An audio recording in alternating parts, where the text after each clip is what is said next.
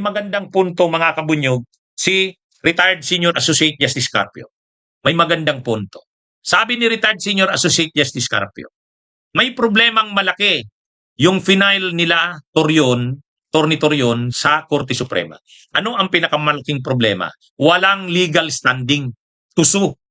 Matindi yun. Sa aming mga abogado, ang una munang requirement sa pagsampa ng kaso, mayroon ba kayong legal standing? Sa Latin, locus standi. Legal standing. Kasi ikaw na nag-file ng petition. Gusto mong i-TRO ang hearing na ginagawa ng Justice Committee. Mayroon ka bang legal standing?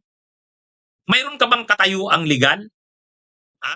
Yan yung unang question. Kasi kung wala kang katayuang legal, wala kang legal standing, wala kang locus standi, i-dismiss ang petition mo. Wala ka namang karapatan eh. Mga kabunyog, mga kababayan. Kaya maganda yung paliwanag.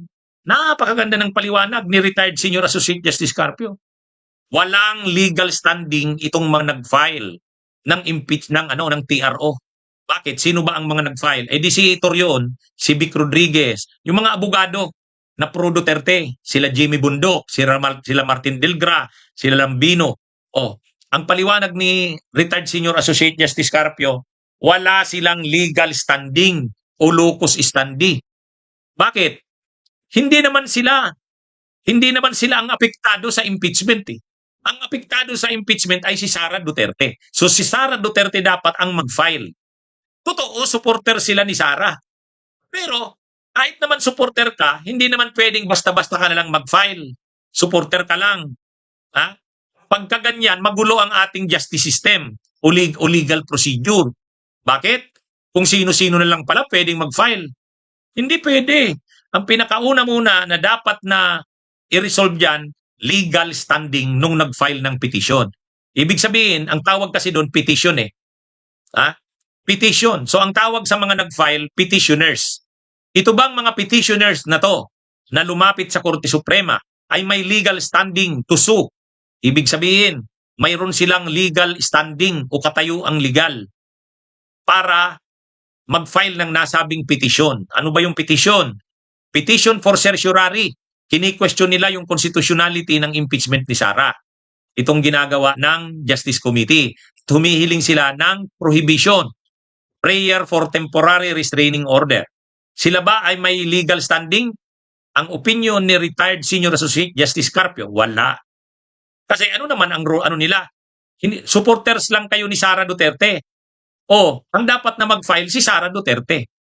Ibig sabihin, tulungan nila si Sara. Sila yung gagawa ng petition, pero ang petitioner doon, Sara Duterte. Papirmahin nila si Sara Duterte.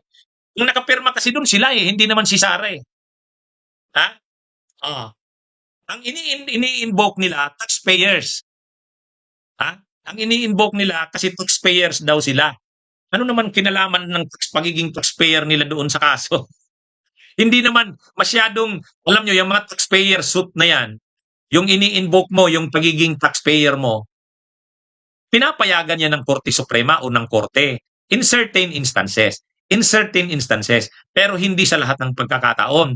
Kailangan mong i-justify yon. Anong koneksyon ng pagiging taxpayer mo dito sa petition na to? Ang layo. Ang layo, mga kabunyog.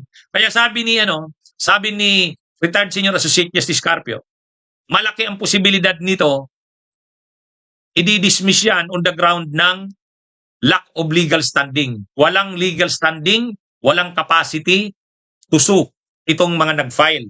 Kasi nga, ang mga petitioners lumalabas, sila Torion, sila Attorney Delgra, Attorney Lambino, Attorney Vic Rodriguez, yung mga abogado na pro Duterte. Mabuti pa kung ang nag-file ng petition, ang gumawa ng petition ay mga abogado ni Sara. Pero papapirmahin pa rin si Sara doon kasi ang lalabas noon, ang petitioner dapat si Sara Duterte.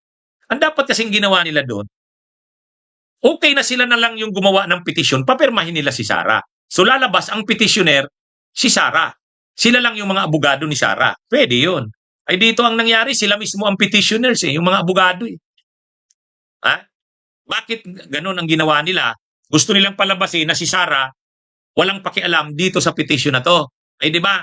Sinasabi ni Sara wala daw siyang alam. Wala daw siyang alam diyan sa petition na yun. Kunwari pang walang alam. Ay di ba kasi ang laging sinasabi ni Sara, wala daw siyang oras para sa impeachment na yan. Kaya hindi na daw siya diyan nakikialam, bahala na daw yan. Sus naman. Maniniwala ba kayo na walang alam si Sara Duterte diyan sa final na yan, nila Atty. Torion? May alam siya diyan. Kaya lang, dumidistansya siya. Kunwari, sa kanya, hindi importante yung impeachment na yan. Kunwari, kay Sara Duterte, ang focus niya daw sa problema ng bayan. Kaya daw yung impeachment na yan, wala daw, hindi niya daw yung binibigyan ng pansin. Sos, kunwari lang. Ang totoo, taranta na sila dyan eh. O kaya lang, ang malaking pagkakamali dyan ng kampo ni Sara, hindi siya ang nag-file ng petisyon. Ang nag-file ng petisyon ay sila Torion.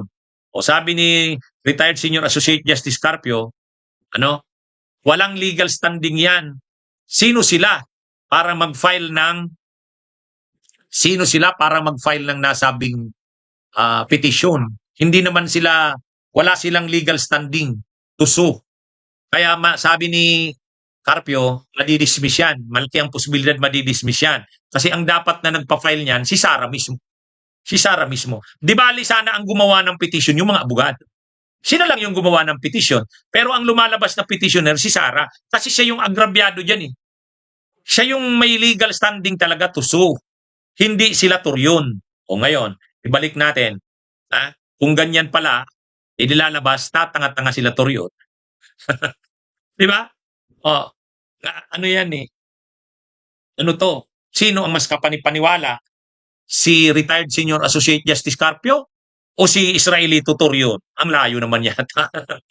Ang layo naman yatang ipagkumpara. Actually kasi, mas dapat talaga si Sara ang nag-file ng petisyon. Kasi siya yung agrabyado eh. Kaya lang, ang drama kasi ni Sara, una, hindi daw sa kanya importante ang impeachment na yan. Hindi niya na daw yung pinapansin.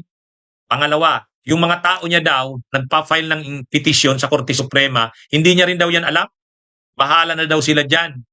Di ba? Mga drama ni Sara yan eh. Kaya lang, ang lumalabas ngayon, nag-file ng impeachment, ay ng petisyon, itong sila Torion. Kaya sabi naman ni retired Senior Associate Justice Carpio, hindi kayo ang dapat nag-file. Ang dapat na nag-file niyan, si Sara Duterte.